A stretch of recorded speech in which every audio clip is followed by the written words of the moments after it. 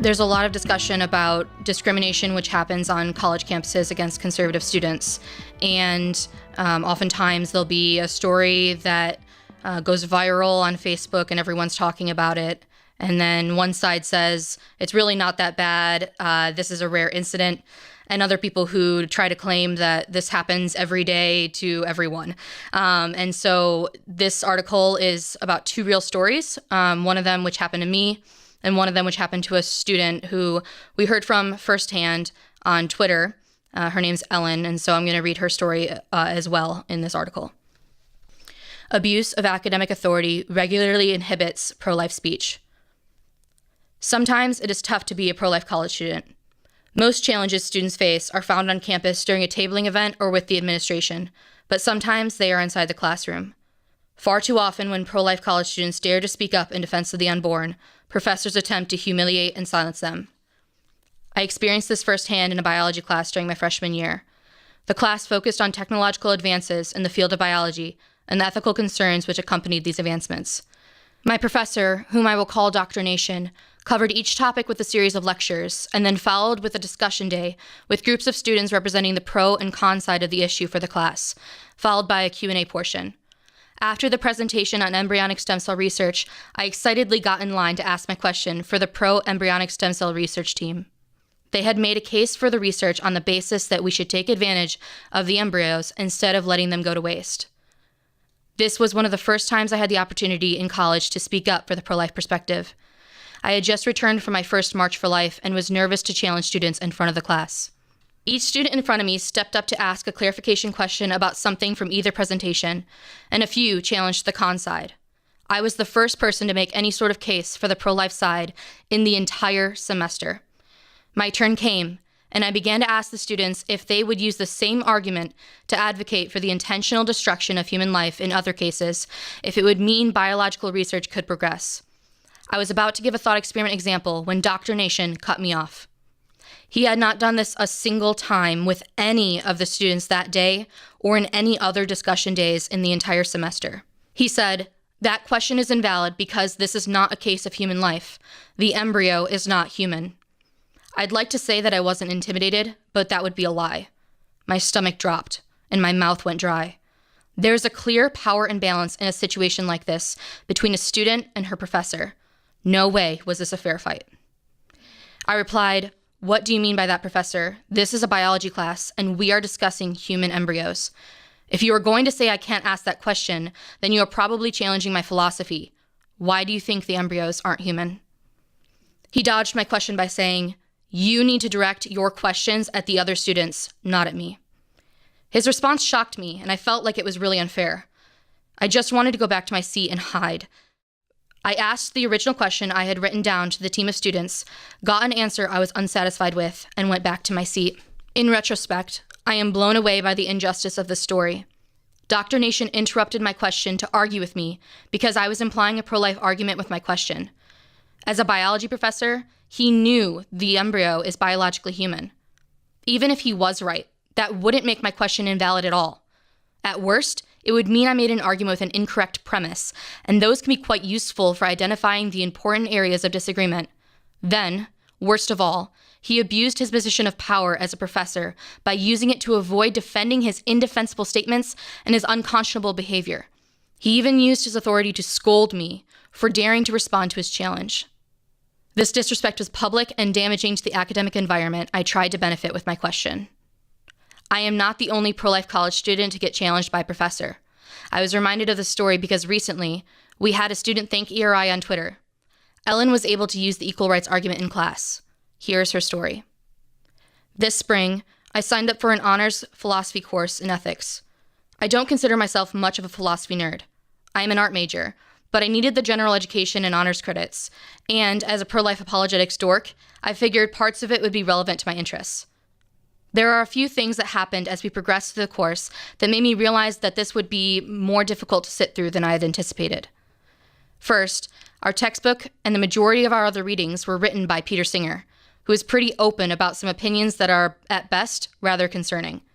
Second, our professor was pretty happy to hold up the stereotypical crazy lifer to make fun of, make some flip comments about how you'd have to be crazy to believe that a non-thinking collection of cells deserves moral consideration, and even told a story about how he was a huge jerk in college to a pro-life girl on campus. To be fair, he admitted to being a jerk, and the girl wasn't defending her position very well, but he still had some fun poking at the worst pro-life arguments instead of addressing some of the more well-thought-out points. I had initially been looking forward to trying out some of the dialogue tips and talking points I'd learned from Equal Rights Institute, but after a couple weeks in class, I was seriously considering just keeping my head down. We waited until the next to last class before finals week to discuss the issue. The first thing my professor did was throw out a joke about how silly abortion stops a beating heart bumper stickers are, and gave some other examples of faulty pro-life arguments. I think this put me in a really great position to respond, because I could first establish some credibility by critiquing a couple pro-life arguments before going on to propose an alternative argument and critique the pro-choice view. I started by asking if he knew about ERI, and he responded somewhat, which I took to mean he had heard of you guys but maybe wasn't super familiar with the organization. I explained that ERI's goal was to basically help pro-life people, such as myself, make better philosophical arguments and be more consistent in their position so that we can have better discussions. I don't usually bring you guys up by name in regular dialogues, but it felt appropriate considering the setting and audience, and I wanted to show that as a movement we're actively working to get better in this area. I wasn't planning on going step by step through the equal rights argument like I normally do, because I wasn't sure I was going to get the opportunity to present it properly. I started by moving the focus away from the unborn, which seems to be one of the major strengths of the equal rights argument. I said something to the effect of, it seems like the first question to ask is whether people, like human adults, are intrinsically valuable or instrumentally valuable. We spent a few minutes discussing what those terms mean. Before we could really come to a conclusion on the issue, class ended, but I felt better about how the dialogue would go during the following class meeting, because I could tell I had gotten him interested in the idea. Today, which was the last day of class, he opened the floor for discussion on the issue again, and I reminded him of where we had left off, and tried to narrate the debate to begin with, because I was concerned that another student would get us off track when we had started off so well. I argued the obvious cases of personhood, like human adults, must be intrinsically valuable, because it seems that murder is wrong because of what it does to the victim. Otherwise, it would be okay to kill someone like a homeless person with no close relationships to others and no instrumental value to society. He responded with some examples of how we don't seem to view people as intrinsically valuable in society, but said that this didn't necessarily make the view incorrect, especially given the desert island/homeless person murder scenario that we would say is wrong. From there, I explained that because pro-lifers consider human life intrinsically valuable, we want to base rights or moral consideration on the kind of thing you are, as opposed to what abilities you have, which would mean even human embryos would get moral consideration.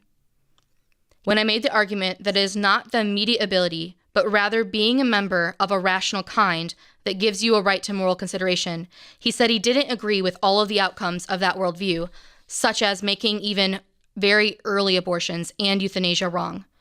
But he could see how it could explain things such as giving moral consideration to newborns, even though they aren't necessarily rational yet. About 5 minutes before class ended, another student brought up apparent hypocrisy in the pro-life movement, which I was able to address. One thing I wasn't able to address was bodily rights arguments, which one student brought up at the very, very end of class. Unfortunately, there wasn't enough time to get into that. I plan to write my final paper on it. Thanks for reading, and thanks for what you do. I honestly think ERI is one of the best things to happen to the pro-life movement in a long time, and I hope I get the chance to meet you guys in person someday. Thanks, Ellen. Ellen's professor tried to set up the pro-life position to fail before the abortion discussion could even begin. Using his authority, he explicitly discriminated against the pro-life view in 3 ways.